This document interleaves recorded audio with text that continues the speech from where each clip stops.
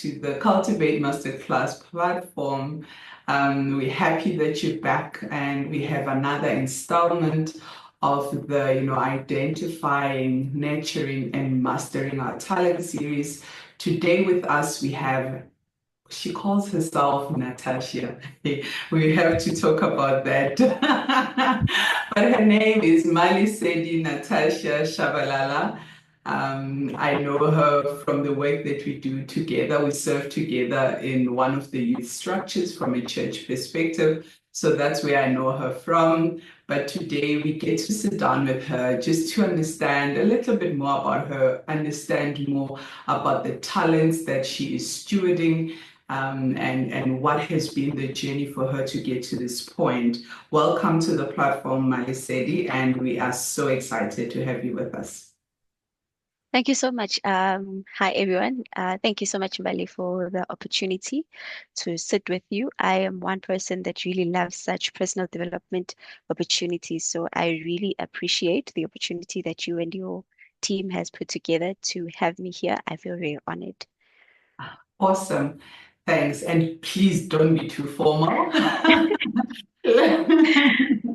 But yeah, just maybe as we start, let's give you guys a bit of a background on who Malesedi is. Malesedi Natasha Tshabalala is a dedicated revenue analyst at the Republic's Revenue Service Authority, SARS, in short. The aim was not to say it in full, but it's fine. She is also an alumna at Turkey's. She holds a BCom Financial Science degree, and currently she is furthering her expertise by pursuing an honors in taxation through UNISA. And while she's doing that, she's also expanding her skill set through data science course with Coursera. With a deep passion for data analysis, Malesedi thrives on interpreting numbers and uncovering the meaningful stories they tell, both in the present and for the future. Her talents are storytelling through data or pictures, public speaking, and leadership. Her personal values are deeply rooted in her faith. She believes in Jesus Christ and the power of his resurrection, which serves as the foundation of her success. Outside of her professional pursuits, Malesedi enjoys running and watching. Thank you, Malesedi, for joining us once again. And that's such a mouthful bio. And, just looking at the bio, we obviously see now the end product. It tells us of the end product of who Malesedi is. But can you maybe journey with us? Where does Malesedi come from? What do your beginnings look like? And tell us about the journey in between to now being this young, fine woman that we're seeing sitting with us.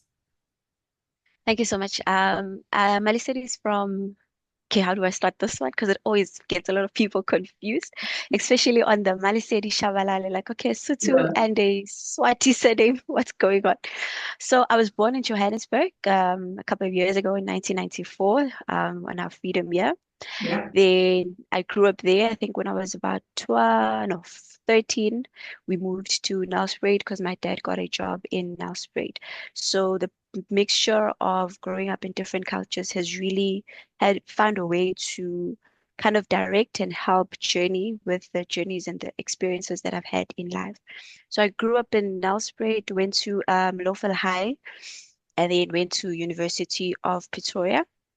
And that is basically more or less about my life in terms of my studies.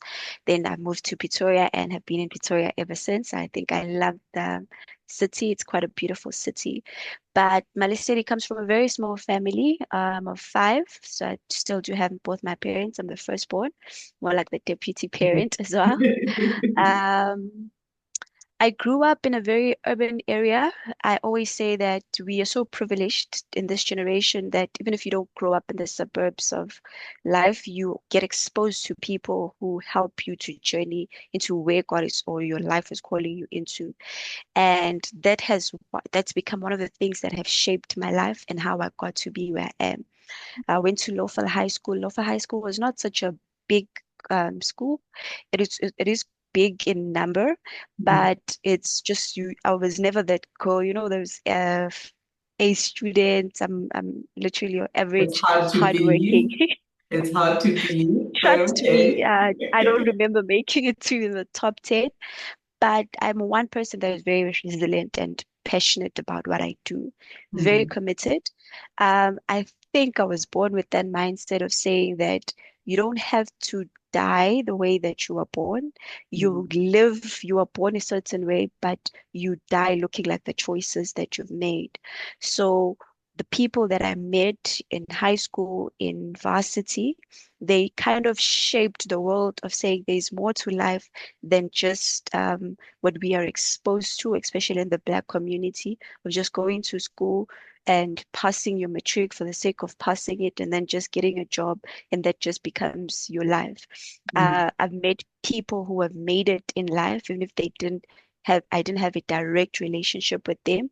And that has become one of the things that I've asked myself, say, okay, how did Mbali do it? And with those Mhm. conversations, this is how you get to see the bio that I'm having. I Mhm. used to hear people, and when I was still in high school, that I went to varsity, I went this and I did that. And unfortunately, most of my family members, when I was going to varsity, did not have a university qualification.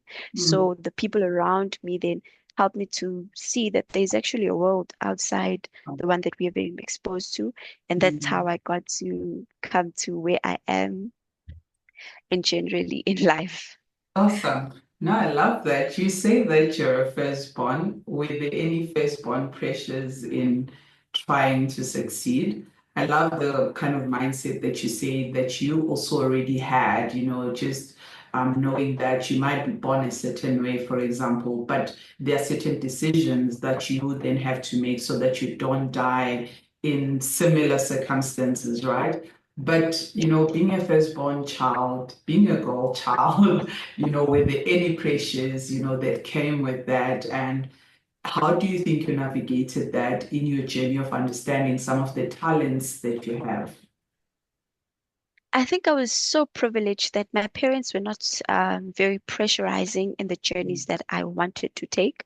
They were Mm, very supportive on the choices that I made and the things that I mm, wanted to go. For instance, when I went to varsity, things were not necessarily financially fit for me to go to varsity, but my parents were very supportive and said, okay, we'll do and support you in whatever way that you want to go. I think the pressure that you find yourself as a firstborn child is one that you put on yourself of trying not to be the first one to disappoint, be it your siblings or your parents, because everybody is looking up to you, even the younger ones coming after you. They're like, oh, if my sister could do this, then I need to do that. mm, And that pushes you to kind of work really hard and to try to find a sense of who you are, because the journey of discovering your talents, it's not something that you stumble upon and you get it, but it's a journey that you have to take of say, okay, I like talking a lot, and what can that what does that do for me? It's tricky. When I was preparing myself for the interview, I yeah. was like, we are so fixated into thinking that talents is something to do with your athletes, to do with your baking, the Mm, normal things that everybody else is doing. And when I was reading, I was shocked to actually realize that public speaking is actually a talent. It's something that yeah. you're really good at, Mm, I was never great in netball. I could play it, but I'm not great at it. So that's not my talent. So that's one of the challenges I think I had to discover upon myself, to say, I'm not your typical, my talents are not your typical stereotypical ones that we all know, but mm, it's more of your self-reflection and self absorbed talent. So that is your mm, talking, your leadership, yeah. and embracing that as well, which is another challenge, Mm, because we grow up with the mindset that you are good if you are doing everything that everybody else is doing, and that is mm, normal, and that you kind of also give yourself a pat on the back. But the moment you start to take a different journey, it's like, okay, this is not necessarily a talent. So that's just one of the challenges I would say I've found. It's more self-inflicted challenges and not so much of the environment that I grew up, but rather the environment that we are nurtured into because of the knowledge that we are steward into having. Ah, awesome. Sure, you're already dropping quite a lot of gems in there. And I want us to maybe hone in on what you said, that sometimes our definition of what a talent is kind of blurry. It's not always so clear. And it's because perhaps we are exposed to certain things and then we just kind of box that perhaps those are just the talents that are there and it's the be eaten and all. I love what you said. I just wanted to take a moment to also reflect on that. I also didn't play any netball. And because I'm quite tall, it almost kind of felt weird. Like even teachers would be like, but why? I just don't know. Hand and ball coordination, not the strongest of suits. Even till today, I do not know. I don't know what happens with netball, right?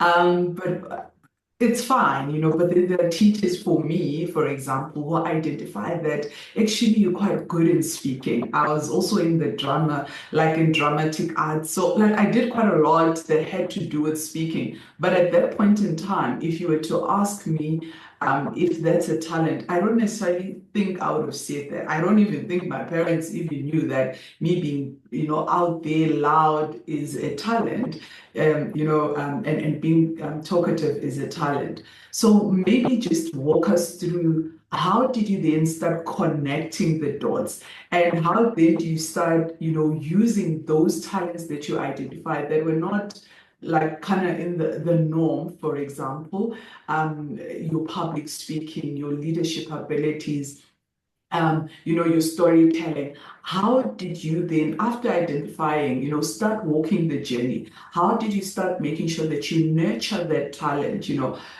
So maybe walk us through that journey a bit. No, thank you. So I would say my religious perspective played quite a big role, Yeah. and that is serving in the leadership structures that you had mentioned, because you're expected to do a lot and you find yourself quite a lot in all these things that you do. You're expected to speak, and you find the reality that when you're starting out in these things, most people struggle, but you don't seem to share in the same struggles that everyone does, Yeah. when people are scared and like, how are we going to do this? I'm like, guys, it's just talking to people. And I think for me, that was just one of an eye opener. And I enjoyed it. I think one thing about a talent is that it's something that you love. Even if you're paid, you're not paid, you wake up at 2 a.m. and we're like, Bali, can you please talk? Literally, you're like, where do you want me to go? I'll start right away. And that's how I discovered my talents of talking.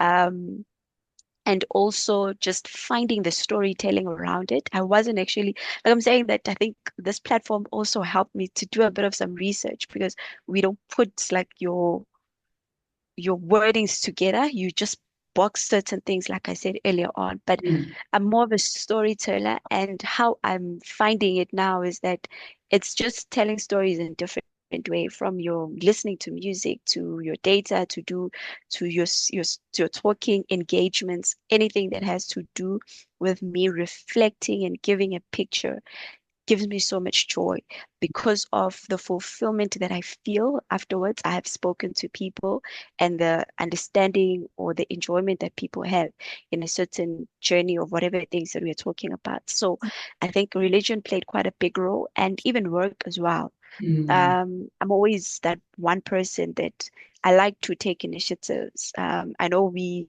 grow up in a world that says you must be paid for everything. I can't do this for free. I can't do that for free. mm. But I've seen that this service that always wanting payment will take away the opportunity to learn. So sometimes just raising your hand to do everything kind of directs you into what you are very good in Mm. doing.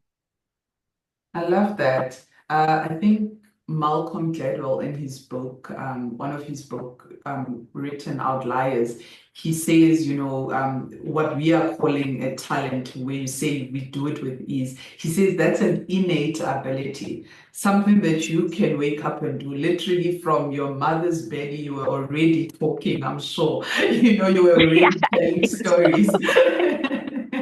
I'm I sure think that was so. Yeah, so that's like something that's very innate. But I love what you're saying because he also mentions it in his book. Malcolm Gladwell says, actually innate ability is 1%, and then the other 99% is the hard work or the preparation, the planning in between. And that's what makes us, become then great at stewarding our talents. And I love what you're saying in terms of, whilst you have certain things that you might have identified about yourself, but also taking the initiative, if you put your hand up, that's where the fine-tuning and the nurturing of your talents start taking place. Because if you don't, you are missing a lot of opportunities. And how will you ever master a specific talent? So I'm really liking what you've just said, and I'm hoping, our community are also taking some of these nuggets because um, we struggle a lot with understanding our talent, number one, and then with the journey of then nurturing, if you've missed in identifying what it is, it's not going to happen in terms of you nurturing it. But once you've identified, the nurturing aspect then becomes very important because, like I say, I think, from a psychologist such as Malcolm Gladwell, he says that it only really counts 1%. If it's not going to be utilized, strengthened along the way, it therefore means less. It means nothing to have that talent because then it becomes dormant and you will die with it, dormant as it Yeah, I is. mean, I think it's unfortunate because sometimes we think we need to pay a lot of money to Mm, nurture our gifts and our yeah. abilities, and we don't use the resources that are available Mm, that can help you to get to where you're going. I sure. normally say to people ask me, how did you get to be such a great speaker? I'm like, guys, I practice. I literally stand in the mirror and talk to myself. Mm, If I have a presentation that I'm going to do, I'm not going to write everything and then go and talk. I'm going to stand in front of the mirror and say, oh, okay, this is my bio, this is what I sent to Buddy. mm, How am I going to present myself? So preparation goes a long mile. mm, Having a talent is, like, I really agree with what Malcolm says. It's literally your 1%, but it's the 90% hard work that you put in yourself mm, in also tracking your growth and mm, tracking your ability. I mean, when I started out, for example, on public speaking, I couldn't keep eye contact, and it had to mm, be a lesson that now I teach myself. So, okay, I can articulate myself, but I'm mm, not keeping the eye contact with the people sure. that I'm speaking to. So that Mm, means when I'm speaking in the mirror now, I have to find to not look at the cue cards and look down, but look at the mirror itself. So mm. definitely, I fully agree with you. Yeah, and what you're saying, COVID came, if you think about it, and people that were storytellers were thriving. Mm, People who knew how to lead were thriving, people who knew how to be able to articulate stories and weave, because that's what kept us right together in like sane. People would just mm, go onto YouTube, whatever other, social media platforms are there. They would start telling stories. They would start, encouraging and so forth. Because you see the importance of some of these talents, especially in certain seasons.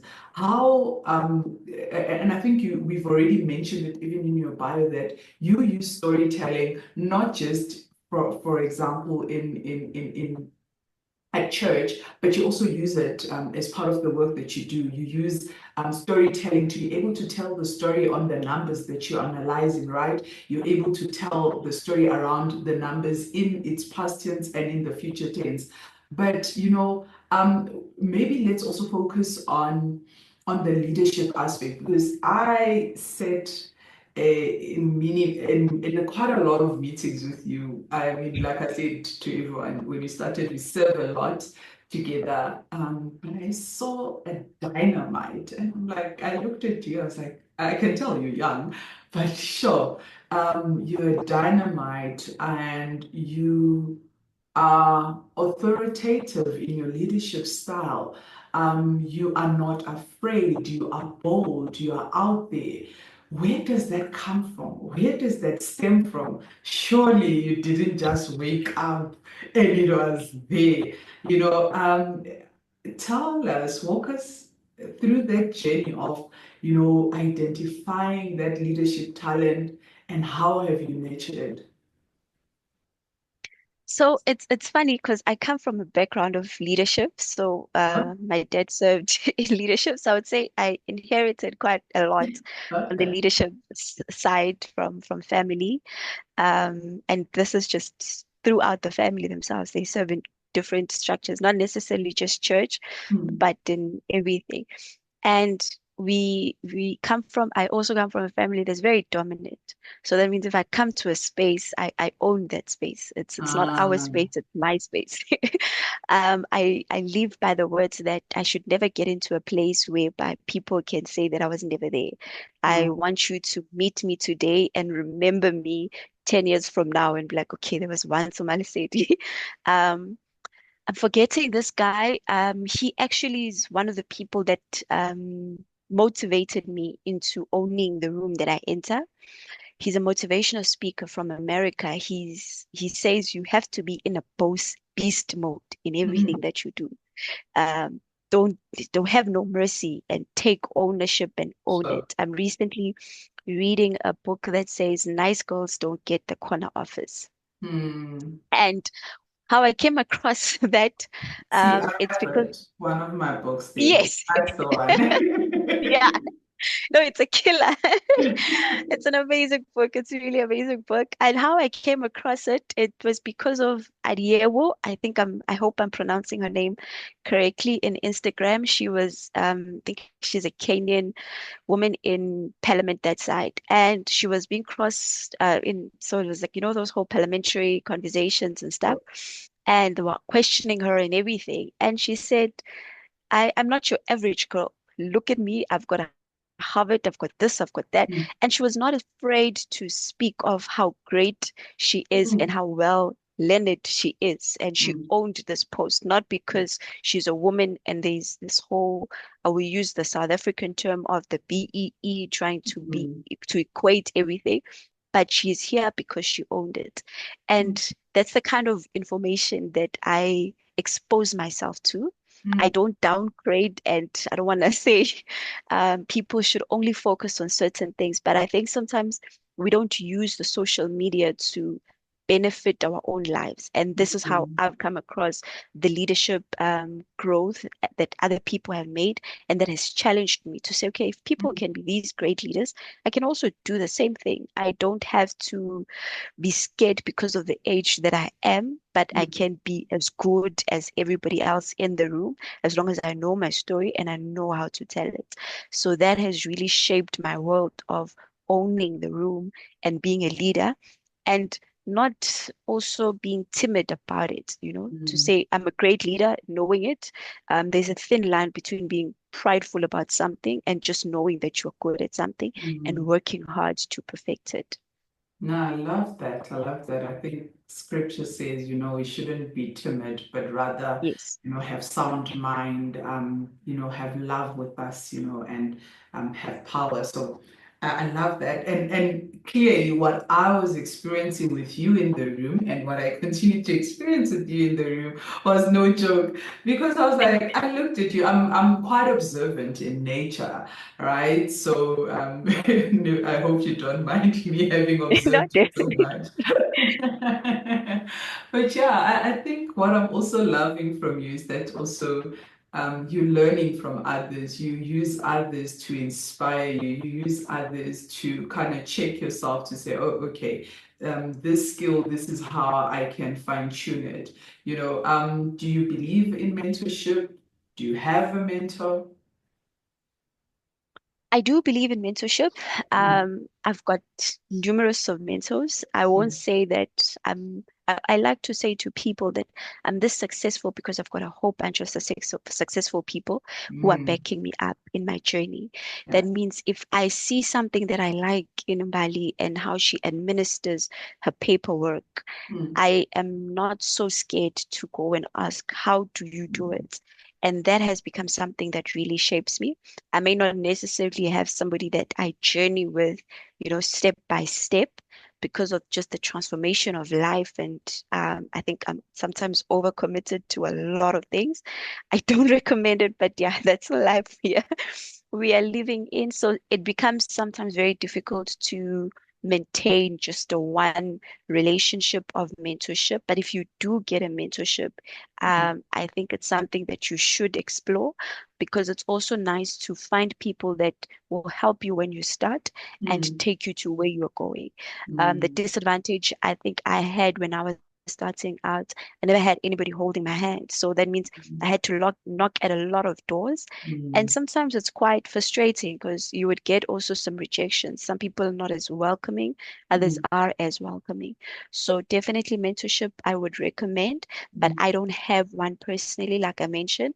I eat from a lot of boxes. If I see mm, something that I like in someone, I take it, be it spiritual, be it mm, physical health, be it mental health, finances, anything that I see, I jump into that boat and be like, okay, I think I like this. I'm struggling here. And I'm also not scared to share when I'm struggling with something, because it's one of the traits that leaders also struggle with, mm. to own up a weakness, to say, okay, no, I don't think I'm good at this. So I own it up and it's okay, how can we best work around minimizing the weakness and finding something that can close the gap. Hmm. I love what you're saying. And I think you're just triggering something and you're making me go back to what you said, you even made an example of a lady in parliament who owned, some of her accomplishments, and who wasn't shy about it. And you also mentioned that you have also learned the skill of, knowing how to occupy this space, knowing that when you are at the table, you are a contributor and you're not afraid with that. What do you think are some of the limiting beliefs that women hold when it comes to leadership? I think it's the stereotype that comes most of the time. We never want to be seen as a strong woman, because a strong woman, to some extent, looks unattractive. Mm, A strong woman is deemed arrogant, and the society has made it the norm that it's good when you're submissive, and or rather has coined submission into not being in leadership. So I think mm, that's one of the mm. struggles, and not owning up when you're good at something, and not appreciating your strength as well. We do a lot of self down talk to ourselves as women. I mean, before I say something to you, you've already said it to yourself 10 times. I Mm, heard a very interesting conversation from someone. They said that no matter how beautiful a woman can be, if she does not know the value of her beauty, it matters not how much of a crown we can give unto her. And I think that's one of the biggest weaknesses that we have as women. We don't own up our achievements, we don't own up how we can actually lead. And you just try to fit in, you know. I think the society has made us feel that we have to fit in to be customed in a certain way, and we are okay. That's better, you know. Don't try to be too big. Don't try to be too rich as a woman. Be rich, but not too much. yeah, You know, be it's beautiful, but just keep it there. So, like so I think the limitations that society has given to us has really negatively affected our perspective on leadership, and also how we thrive into going into those spaces. So that means even if you can be a great leader, but because the society says no, you also just pull back and say, no, I can't do this anymore. Mm. How do we get out of these limitations, and how do we make sure that as women we start finding our voice even in the room? Because I ask you because I mean, and I'll keep making this example. We sat in the room. The reason I was able to observe some of the things I observed about you, you were a contributor. You were not afraid to contribute.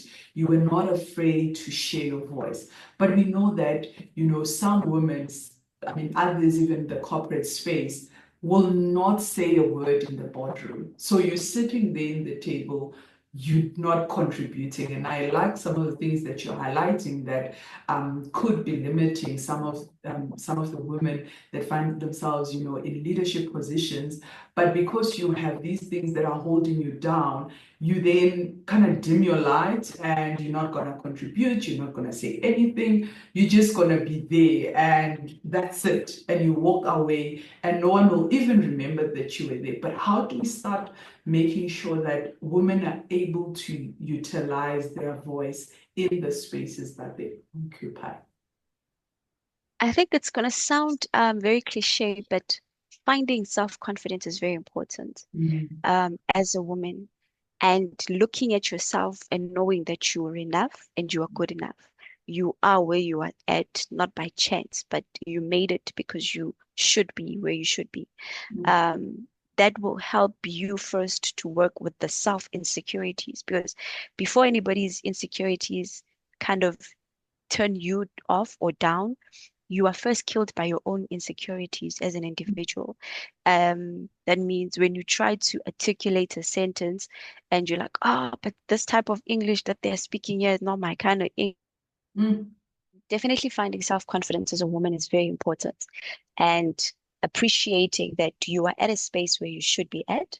It can be nervous and it should be nervous when you're starting to find yourself and to explore something that you've never been exposed to. But believe that you can, if you don't believe in yourself, no one else will be. And I think the journey of being great starts with conquering yourself as an individual first. So that means your self-confidence quite becomes very important, and appreciating everything, like literally even the weaknesses, don't see them as a stumbling block, but find ways on say, this is what actually makes me unique. Growing up, my parents used to complain quite a lot that I talk a lot, especially my dad. And it would be like, I know you talk a lot, you know? And I always had something to say, be it good, be it bad, be it shouting. And now that I'm old and most of the stuff that I do revolves talking, had I taken to some extent that negative side of conversations of talking, mm, I wouldn't be where I am because I would only be focusing on the negative side. So that means even if talking is quite good, the negative side is you mm. don't know where to stop. I've got a friend recently, they don't like to talk a lot. So, and I talk. Now I have to learn to say, okay, when I'm with Bali, I must limit So, finding yourself. So for mm, you to thrive in the leadership, you you you have to find yourself. mm, You have to appreciate that this is what makes you great, and you have to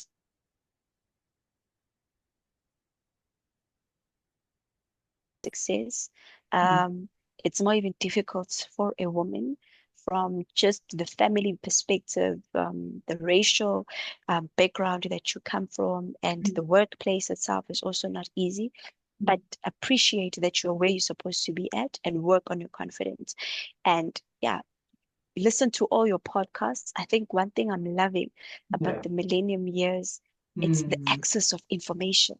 sure. I sat this week and I was like, AI has become one of the most beautiful tools that can help, and I will be biased to an extent, that can give a Black young woman a fair opportunity Mm, that other people have that are given to them.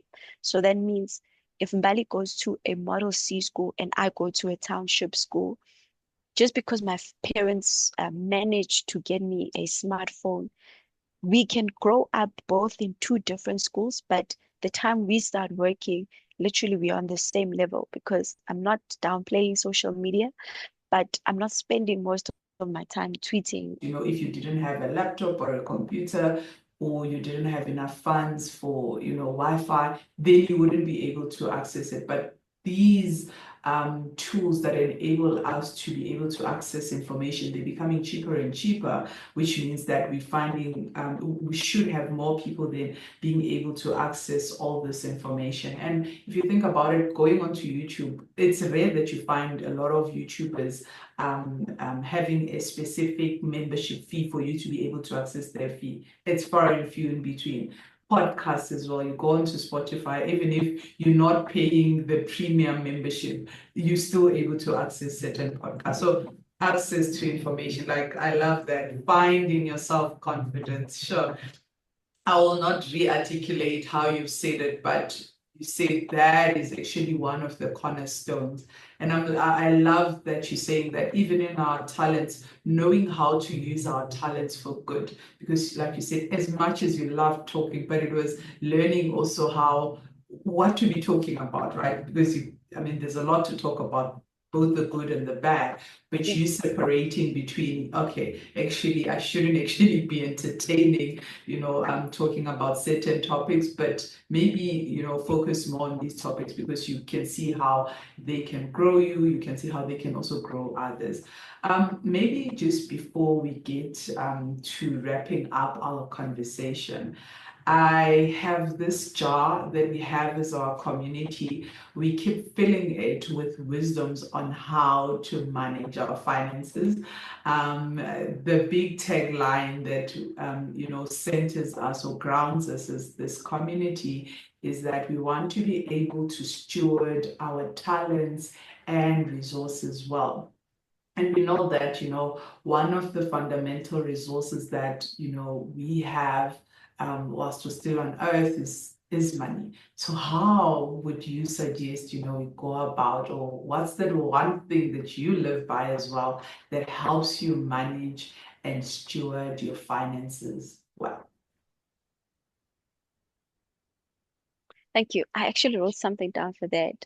Mm, I said there's no need to rush, plan, then execute. mm, We live in such a rush world, you have to have everything. You must have the latest phone, you must have the latest hair, you must have the latest label. And that has become also a disease that cripples our finances mm, because we're not planning to do things. Most people in the finance spaces will say to you that you must always have a budget. It sounds like an old age storyline, but it really works. It helps you to get to the place where you want to be at a certain period. So plan and don't rush, execute, because then you know what your goals are and work within your own limitations. It might sound like an everyday conversation that says stick to your lane, but it really helps. I think being a young woman in the 21st century, it's easy to be frustrated by the upmarket and the upgradings of everything, but it's not everything that you need to upgrade. It's not every latest phone that you must have. It's not every event that you must go to. Sometimes you just need to ask yourself, can I afford this? And be like honest and say, okay, no, I can't afford this. And then do the things that you can afford. And with that level of discipline, and obviously with hard work, you will get more money and you will able to do even more. So I think definitely prepare yourself for the finance world. I always say that I wish I had been given a scope when I started working of how to tackle the finances. And I love the fact that you guys actually focus on that area because you make so many mistakes when you're starting out. mm, You get all these different incentives and they look very interesting. You do everything only mm, to find you didn't read the terms and the conditions. You didn't mm, understand what you were actually signing up for. mm, And now you are frustrated because you've got this extra 200 Rand that you need to pay out that you didn't need to pay out. So I mm, think if people can learn to go at your own pace, if you're a graduate, you don't have to leave like a person who's got 10 years of working experience. mm, Know yourself and know your limitations and set goals. I think I we don't grow up with that mindset of financial goals, but financial goals is also a reality to say, by the time I reach a certain age, what do I want to buy? What do I want to have achieved or after so many years? And you can only achieve that by having financial goals as well. So having your emergency funds, yes, I can hear you. I think the network is really bad. All right, thank you. Mm, Having things like your emergency funds, it's something that you don't live by, but you really need it, you know. COVID taught us that. So definitely no need to rush, plan, then execute. Sure. I love that. You said there is no need to rush.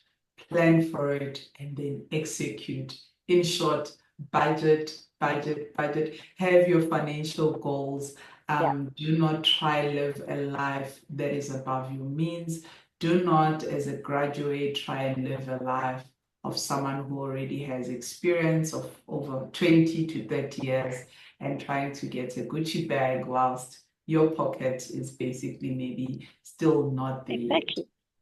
So love Yeah, that wisdom. It is so centering, it is so grounding. And I find the more I speak to a lot of people, I think we are now getting into we are in a generation where we are finding that because it almost feels like we had a late start. So we're trying to rush at things. We're trying to keep up with the Kardashians, if I can use that, yeah, for lack of better words. definitely.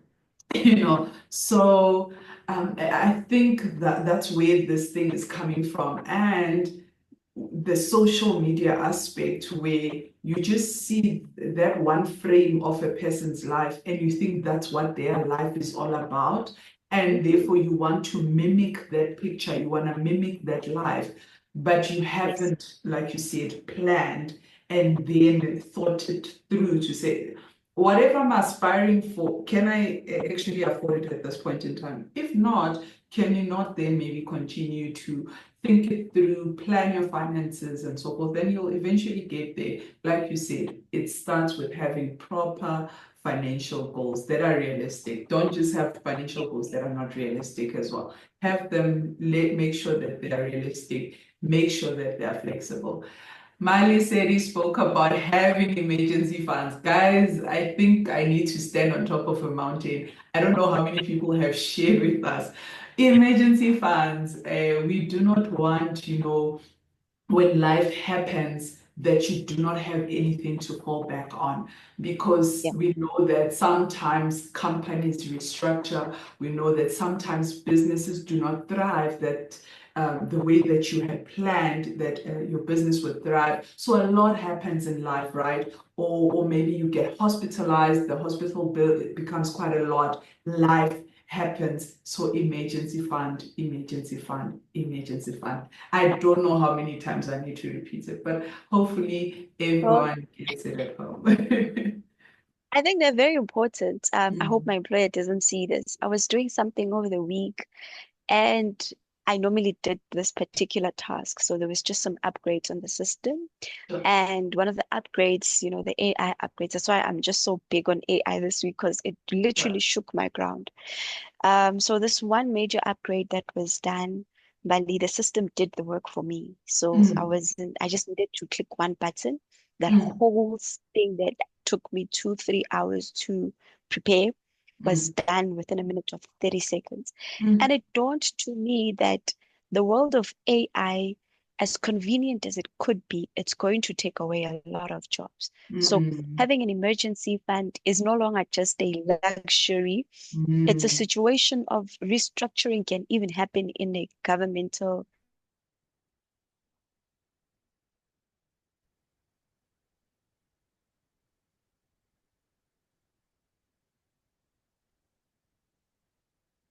system changes are now happening.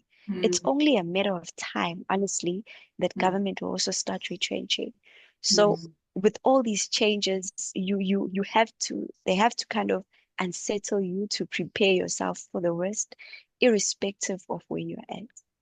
I love what you're saying. And also, it's not just about preparing yourself from a financial aspect, even upskilling yourself on other things, right? Because Yeah, just because the AI tool is able to do a certain function, what can't an AI tool do? That's what you need to focus on. exactly. That's what you need to be Yeah, upgrading on.